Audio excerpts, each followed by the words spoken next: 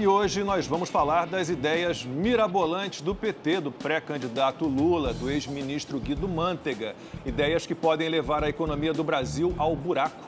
Por exemplo, revogar o teto de gastos, rever privatizações, a autonomia do Banco Central, apostar num Estado fomentador de crescimento e desenvolvimento. O nosso convidado é o economista Alan Gani. Daqui a pouquinho a gente começa a conversa com o Alan Gani.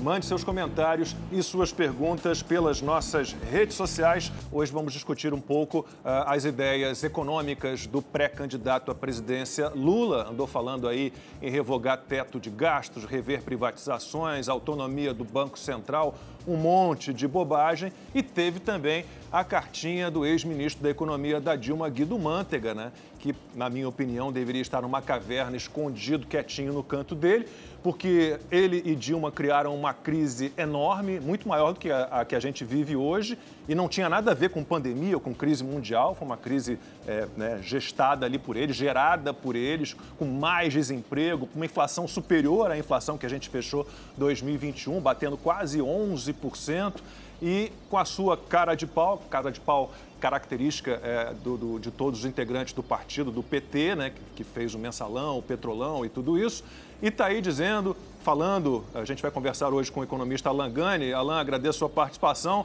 Então, Guido Mantega, falando desse Estado social, desse Estado fomentador de crescimento e desenvolvimento. Aí vamos lembrar lá do PAC também, né?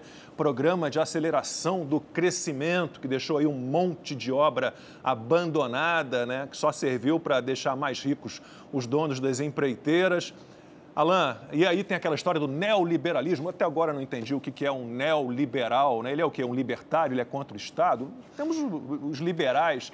Alan, então vamos lá. Esse Estado fomentador de crescimento e desenvolvimento que o Lula defende, que o Guido Mantega defende, isso deu certo em algum momento da história, em algum lugar do planeta, Alan?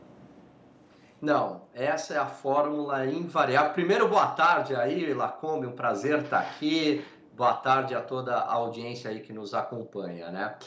Essa é a fórmula invariável para levar à pobreza e para levar à miséria, né? Existe uma relação bastante positiva, isso, os dados simplesmente mostram isso, né? Onde há mais liberdade econômica, tem índice de liberdade econômica, há mais desenvolvimento, né? Então há uma correlação bastante positiva entre mais liberdade e mais desenvolvimento econômico. Quando a gente coloca esse Estado, né, inchado, a gente está misturando o interesse econômico com o interesse político. E o que acontece é que acaba enriquecendo apenas aquelas pessoas que fazem parte da burocracia estatal. Esses sim vão acabar se enriquecendo. Essa fórmula aí pregada pelo Lula, pela própria Dilma ou pelo ministro Guido Mantega foi a fórmula que levou o Brasil à situação de pobreza, à situação bastante complicada